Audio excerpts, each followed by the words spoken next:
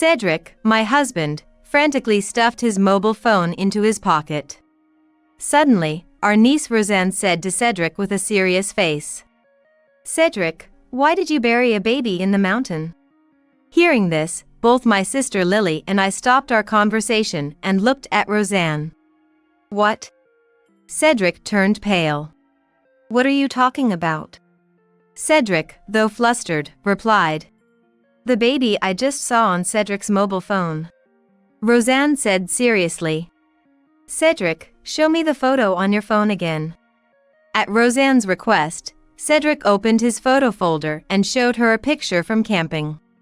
"Not this photo." Roseanne said this and swiftly took the mobile phone from Cedric's hands, sliding through the screen. Cedric, in a moment of panic, "Ah!" exclaimed and hurried to take back the mobile phone. Dodging Cedric's hand, Roseanne turned the phone's screen to show Lily and me the picture. It was a photo of an unknown young woman. "She's the one who reached out first. She said she was stuck with work and needed someone to talk to." Cedric insisted he was just keeping her company because she had asked him to. Thanks to Roseanne's mysterious ability, I came to know the other side of Cedric. The reason why Cedric was coming home later day by day and spending nights staring endlessly at his mobile phone became clear. I had Cedric take me to the mountain where he supposedly buried a baby. Holding the dug-up baby, I later headed to Cedric's workplace. "My name is Violet. I am 29 years old. I married Cedric, who is the same age as me, exactly 1 year ago. Cedric is a salaryman. And I also work at a company, keeping busy every day. We don't have kids yet. Cedric and I met through a friend's introduction. After dating for a few years, we got married last year. The wedding was moving. Cedric helps with household chores and sometimes cooks dinner. To me, he is the perfect husband. I truly felt blessed to be married to him." Lily, my older sister, lives about a 20-minute drive from the apartment where we live. Lily is 3 years older than me and is already married, with a daughter named Roseanne, who is now 5 years old. Lily's family bought a single-family home where the three of them live. I adore my niece, Roseanne. Roseanne also calls me Violet and is very fond of me. Once when I visited my sister's house, Roseanne suddenly said to me, "When I was in Mom's tummy, I heard Violet's voice." "What?" I was very surprised. "I remember when I was in Mom's tummy. I heard Dad's voice too," Roseanne answered with a serious face. I had heard stories about children having memories from the womb, but this was the first time I'd been told something like this directly. When I mentioned this to Lily, "Yeah, sometimes Roseanne talks about when she was in my tummy. It's really possible, huh?" Impressed, Lily shared another episode with me. "That's not all. When I lose something and am looking for it, there are times when she tells me where it is. It's not like Roseanne saw where I put it. But when we look where Roseanne tells us, it's really there." "That's amazing." I don't really understand it, but it seems like Roseanne has some kind of mysterious power," Lily said to me with a serious face. A little distance away, Roseanne was innocently playing with a stuffed toy. Maybe young children have some special powers, after all. Thinking this, I watched Roseanne. Some time had passed, and Cedric's returns home began to get later day by day. At first, I thought he must be busy with work, but recently he started coming home after the date had changed, which became frequent. I started to feel a bit anxious. One night, when Cedric came home late and immediately headed for a shower, I spoke to him. "Cedric, you've been doing a lot of overtime lately, haven't you?" "Yeah, the boss just won't let me leave." Cedric said this and then went into the bathroom, closing the door behind him. About 5 minutes later, Cedric came out. I offered him the dinner I had made, but Cedric said, "Sorry, I'm too tired to eat." "Then I'll go to bed first." "Yeah, good night." It was quite late, so I went to the bedroom first. Assuming Cedric was too tired to eat, I thought he would come to the bedroom soon after. However, an hour, then 2 hours passed, and Cedric didn't come to the bedroom. Feeling restless and unable to sleep, I quietly left the bedroom to peek into the living room. There, in the dimly lit living room, Cedric was sitting on the sofa, looking at his mobile phone. From his hand movements, it seemed like Cedric was typing something. He looked very happy, with a relaxed expression on his face. Despite supposedly being exhausted from overtime, what was he doing? Could he be messaging someone? If so, who? My heart was filled with anxiety. Unable to muster the courage to speak to Cedric, who seemed happy looking at his mobile phone, I quietly returned to the bedroom. "Hey Cedric, how about we go camping during the next long weekend?" One day, I broached the topic with Cedric. Camping?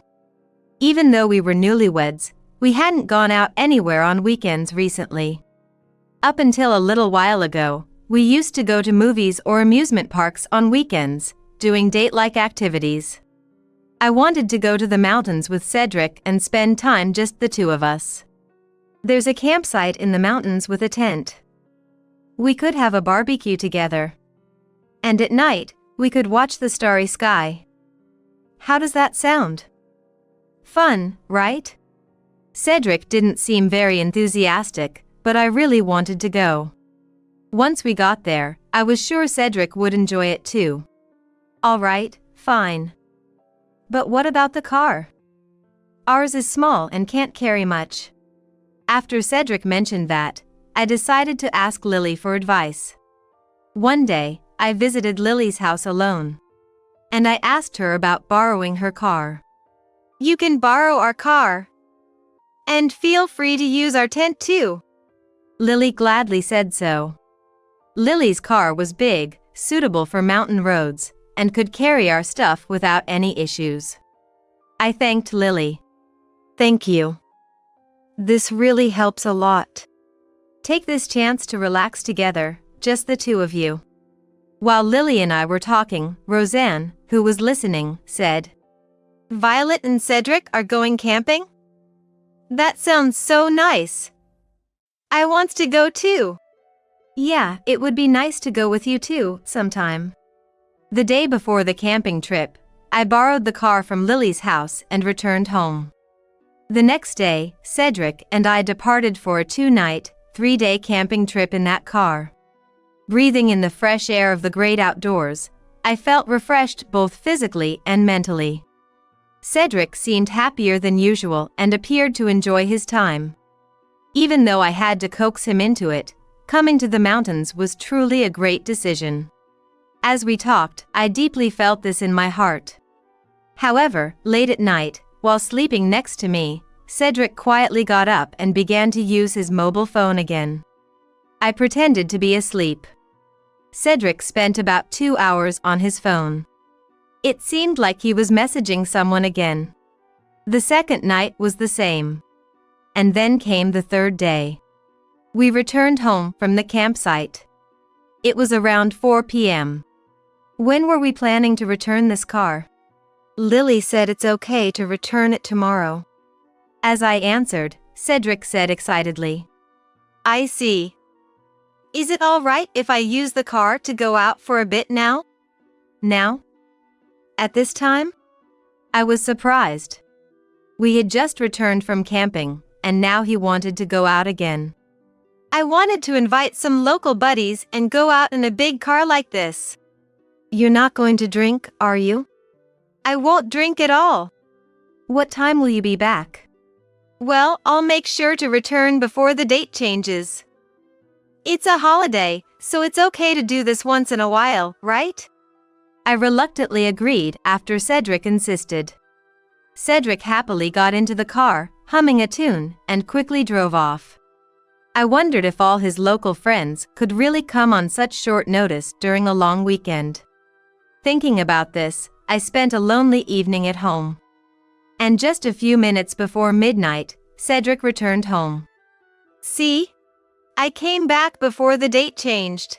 And I didn't drink any alcohol. Cedric said this as soon as he returned home. Then, he immediately took out his mobile phone to look at it. Cedric, you've been looking at your mobile phone a lot lately. I said this with a tone of dissatisfaction. I'm just emailing the friends I was with until now. Cedric said this and then went into the bathroom with his mobile phone. The next day, Cedric and I went together to return the car and tent to Lily's house. When we handed over the sweets we bought near the campsite as a souvenir, Roseanne was also happy. Lily invited us inside and offered us coffee. Roseanne has become quite attached to Cedric since she's met him several times. Lily calls my husband Cedric, so Roseanne naturally started calling him Cedric as well. Roseanne was playing with Cedric, sitting together on the sofa.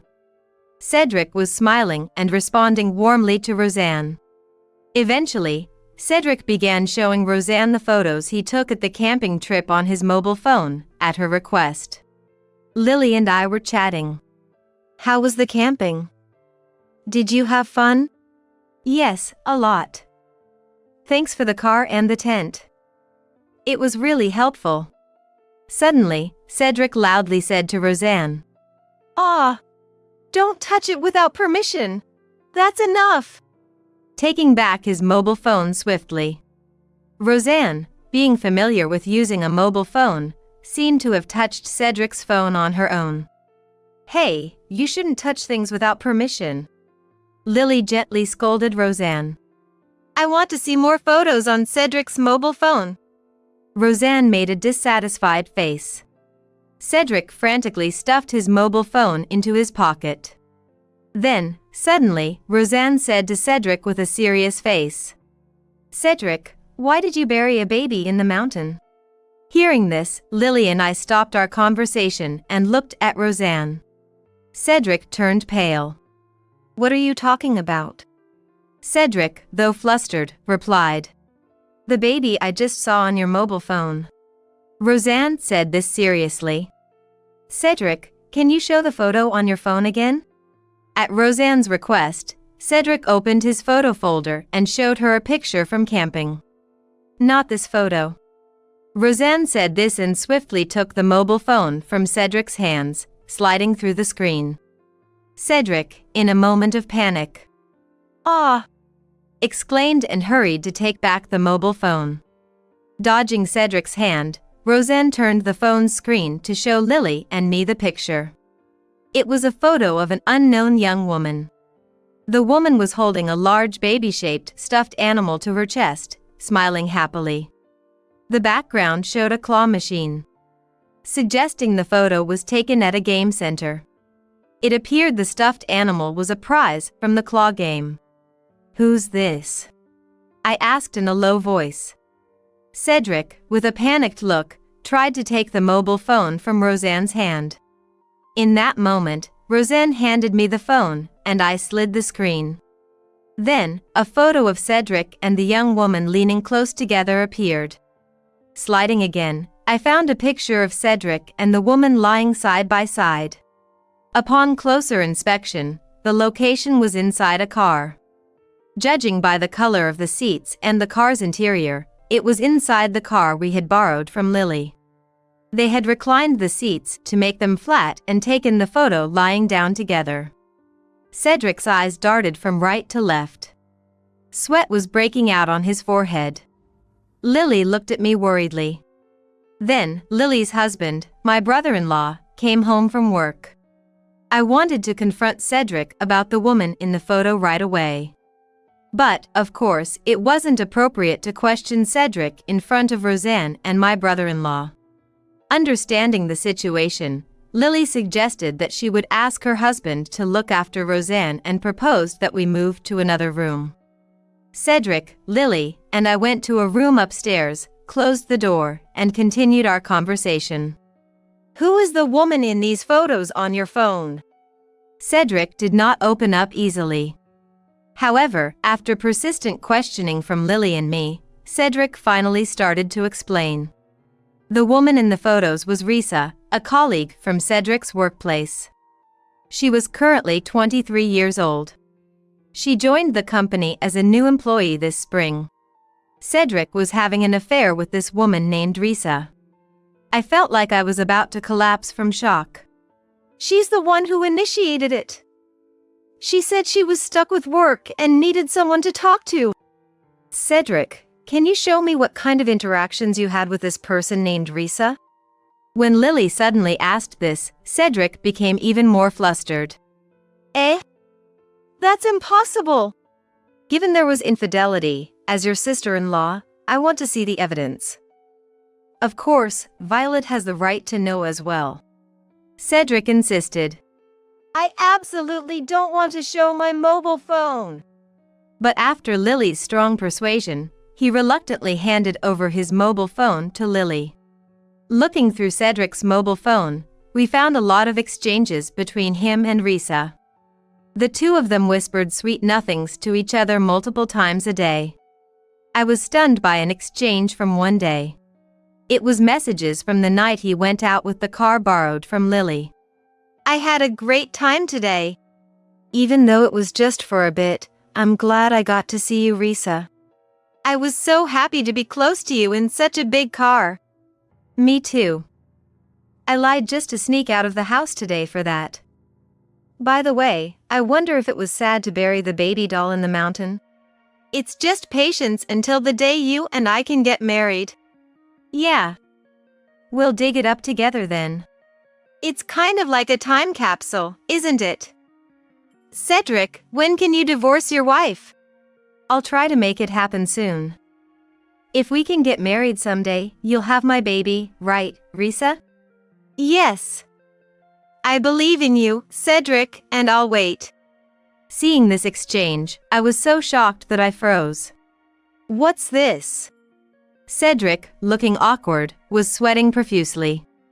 Cedric, tell me everything. Cedric, seemingly realizing he couldn't escape, began to detail everything. Cedric said that Risa told him she needed advice, and that's how they started going out for meals together. Because it was late at night, Cedric ended up driving Risa home.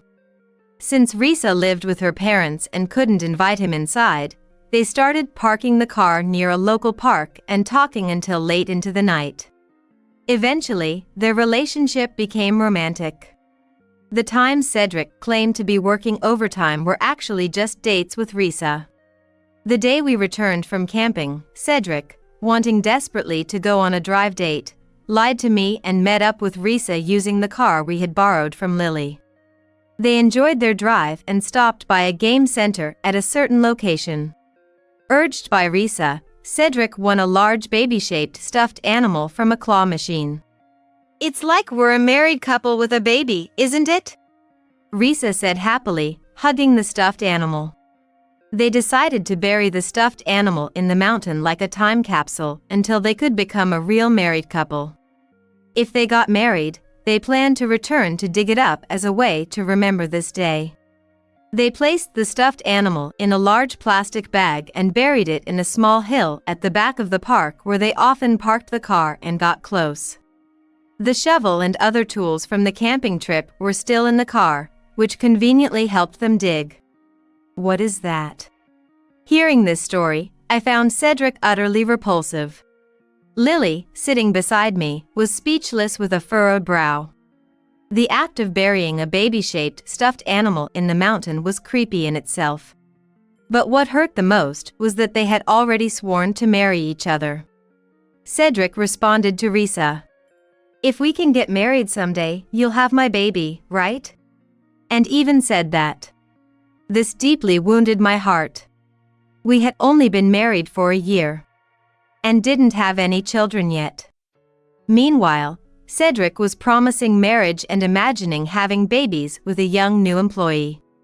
I broke down in tears in front of Cedric and Lily. Lily hugged me and comforted me. Cedric just looked awkward and flustered. But it's strange, isn't it? How did Roseanne know from just seeing the photo that Cedric had buried a baby-shaped stuffed animal in the mountain?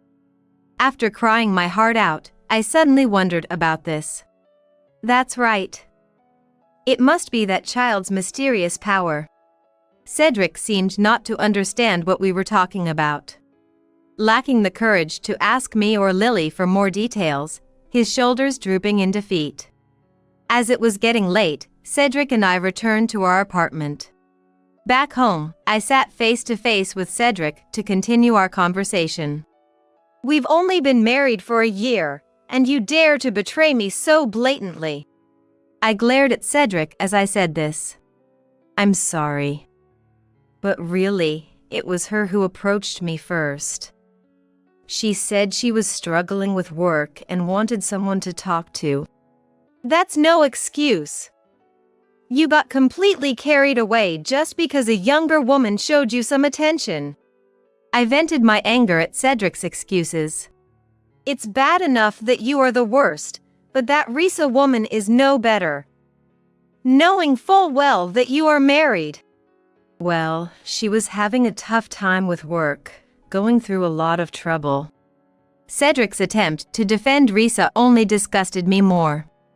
"So, because she seemed to be having a hard time, you decided to comfort her by cuddling up in the car as her senior? I've been troubled too, you know? Recently, your returns have been late, and you've been on your mobile phone till dawn. I pretended to sleep, but I was fully aware. You were always messaging someone on your phone." I raised my voice to Cedric. Cedric hung his head in silence once again. "For starters, I'll be informing our parents and in-laws about this." Cedric started to panic as I said this. "Of course, I'll tell the parents. Lily already knows, after all. There's no way we're keeping this a secret." I exposed Cedric's affair to both our parents and in-laws. Then, both sets of parents stormed into our home, scolding Cedric. "How could you commit adultery within a year of marriage? Poor Violet." "Exactly. What was all that about the vows at the wedding? Swearing to make Violet happy with tears in your eyes, and then you easily betray her." My father Georgie and mother Caddy curiously rebuked Cedric. Even more so, my father-in-law Bert and mother-in-law Mariah were furious. "I never thought my son could be such a fool. You're a disgrace to our family." "That's right. Don't you dare come back home again. More importantly, we're so sorry, Violet. To think you're still newlyweds. I'm truly sorry. As a parent, there's nothing more shameful." "Exactly. Such a disgraceful son." Bert deeply apologized to me. "Hey. Cedric, apologize to her as well." Forced by Bert to bow, Cedric lowered his head in front of me. "I'm truly sorry." Tearfully, Cedric said this after being fiercely reprimanded by the parents-in-law. "To have a wonderful wife like Violet and to behave so disgracefully. Cedric, we are done with you. Understand?" After being scolded by both sets of parents and everyone had left, Cedric just slumped down, exhausted. "Cedric, I want a divorce." I stated it firmly. "Of course. You want to marry Risa and have her bear your children, right? As you wish, I'll divorce you." I yelled at Cedric. "I did say things about marrying Risa and having kids in the emails, but that wasn't my true intention. It was just the heat of the moment, saying things she'd like to hear. The one I truly love is you, Violet." Cedric said this, almost pleading. "Ha. Hearing you now makes me dislike you even more," I said coldly, and Cedric looked confused. Such words wouldn't make me reconsider. "I can't trust you anymore. Let's get divorced," I told Cedric. "Please, think it over. I don't really intend to marry Risa. It was all just a game." Cedric was desperately trying to backtrack after betraying me. I told Cedric. "So, Cedric, will you take me to where you buried the stuffed animal? The holiday ended, and Cedric had to go back to work. It was also a work day for me, but I called in to take the day off.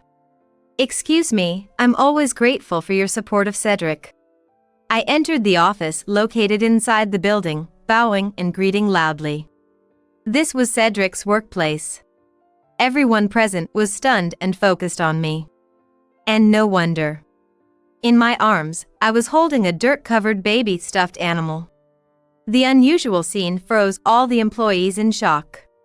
As I walked, the dirt from the stuffed animal spilled onto the office floor. With his face pale, Cedric hurriedly approached me. Yesterday, I had Cedric guide me to the mountain where the stuffed animal was buried. In front of me, I made Cedric dig up the baby-shaped stuffed animal. The stuffed animal was in a large bag, but it became covered in dirt as Cedric dug it out with a shovel.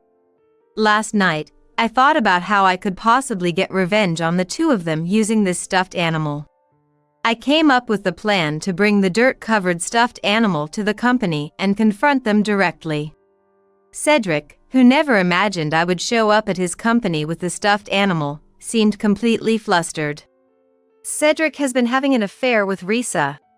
When I said this, all the employees turned their attention to one woman. It seemed that she was Cedric's affair partner, Risa. Like Cedric, Risa's face turned pale, and she looked down, overwhelmed by shame. They had buried this stuffed animal in the soil until they could marry each other, planning to dig it up together once their dream came true. Upon hearing this, murmurs spread through the office. "What? I can't believe it. That's too creepy." It's like a horror story. Everyone was shocked. But I don't understand. Cedric is having an affair with Risa, yet why would he say this to me? While saying this, I played a video on my mobile phone at a high volume. Cedric's voice could be heard. "Please, reconsider. I don't really intend to marry Risa. It was all just a game." After the video ended, Risa, who had been looking down, raised her face and confronted Cedric with an angry expression. "Just a game? Cedric, what do you mean?" "No, that's not. I mean..."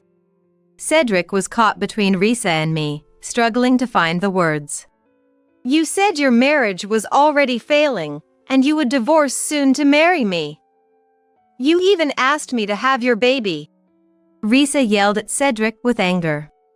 The employees were again startled by her words, standing up and starting to buzz with commotion. "Here, take this." I handed the dirt-covered baby-shaped stuffed animal to Risa. Then, I presented Cedric with the divorce papers. "We're getting a divorce. Sign this now. You're the worst." Cedric, taken aback by my forcefulness, silently signed the divorce papers. "Everyone, I apologize for the disturbance. My business here is done, so I'll take my leave." As I bowed and said this to Cedric and Risa, I added, "I wish you both all the best." With that, I left Cedric's company, brushing off the dirt on my clothes as I went. Cedric and Risa were both interrogated at the company and admitted to their affair. Concerned about the company's image, their bosses fired them both immediately. Risa, having been referred to as just a fling, was furious. Her anger transformed her from a seemingly frail newcomer into a woman filled with rage. After I moved out following the divorce, Risa forcefully moved in with Cedric, starting their cohabitation. Cedric was threatened by Risa. "You never know what I might do." Cedric had no choice but to comply with her demands. After being fired, Cedric tried to find another job but was barred by Risa from talking to any other woman, she said. Fed up with Risa's instability and unpredictable behavior, Cedric reluctantly obeyed.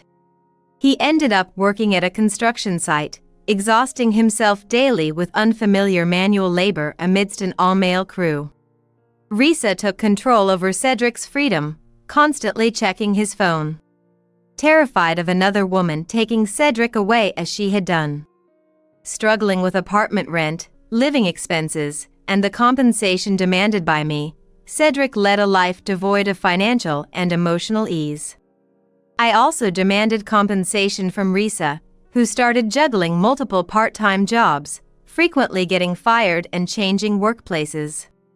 A lawyer, who helped with the compensation matter, met Cedric and informed me about Cedric and Risa's miserable situation. After the divorce, I moved back to my parents' house. Since my workplace was within commuting distance from my parents' home, I continued my job without change. Living back home allowed me to see not only my parents, but also Lily and Roseanne more often. Lily truly sympathized with me and offered her support. "Violet, you've been through a lot. You're still young, and I'm sure there will be good opportunities ahead." "I hope so. But thanks to Roseanne's mysterious power, I was able to get away from that terrible man quickly." I truly believed that. Being able to divorce such a man so swiftly was a silver lining in a bad situation. I felt like Roseanne, with her mysterious powers, was almost like my benefactor. I also hoped that someday I would meet a sincere man, get married, and have the chance to raise children. For that moment, I decided to focus on working hard and saving money. With these thoughts, I'm living each day with a positive outlook.